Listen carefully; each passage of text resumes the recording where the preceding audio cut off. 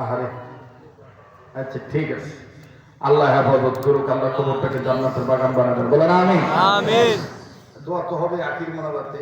তো 2003 800 হয়েছে আর 1200 লাগে, তাহলে 40,000 লাগে।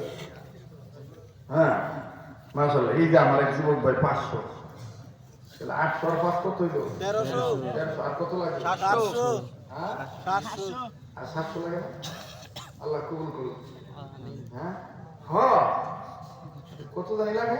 700 আচ্ছা কম না, একটু মুখ দিয়ে কম না, 700 টাকা লাগে।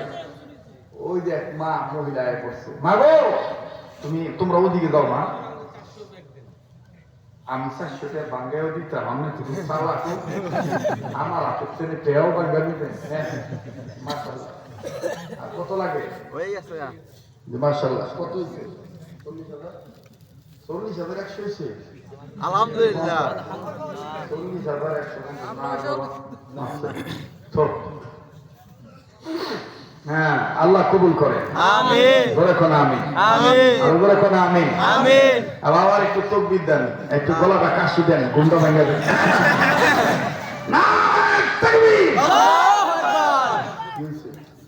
মন খারাপ? হ্যাঁ ভবানী গুপ্তি পান্না বলেছে, তো আমি কি তোর হে ভবানী গুপ্তি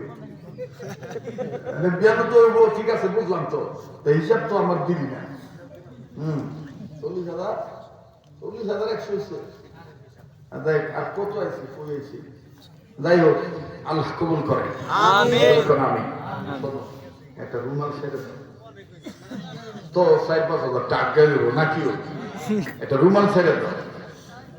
আর যারা আমার লিখিত কিতাব নেওয়ার আগ্রহী আছেন, স্টেজে ওই দিনের মতন অত বই নাই, আছে কিছু। একটা কিতাবের মূল্য 100 টাকা। এখানে মনে হয় 3 প্রকার কিতাব আছে নাকি 2 প্রকার, আল্লাহ পাক ভালো জানে। যেটাই থাক অন্তত একটা কিতাব নিয়ে যাবে, যে কিতাব ঘরে ঢুকলে ঘরটা নুরানি হবে, অভাব থাকবে না। আমার ভাইরা আমল করলে আল্লাহ তাআলা ঘরটাকে বরকতওয়ালা ঘর বানিয়ে দিবে। হ্যাঁ, ফ্যামিলি এডুকেশন, পারিবারিক শিক্ষায় শিক্ষিত হতে পারবে সন্তানরা। একটা কিতাব নিয়ে যাবেন, মাত্র 100 টাকা হাদিয়া। কিতাবের মধ্যেই আমার মোবাইল নাম্বার, হোয়াটসঅ্যাপ নাম্বার, আপনি বই ট্রেনে দেখছেন, ওদিকে যান। এই হুড়াহুড়ি লাগায় না, ওই দিনের মতন হুড়াহুড়ি করেন না। হ্যাঁ পাইবেন আপনারা, আল্লাহ কবুল করুন, করে কোন আমি। মাশাআল্লাহ। বাবা তাড়াতাড়ি তাড়াতাড়ি রুমাল ডাইলি বাকি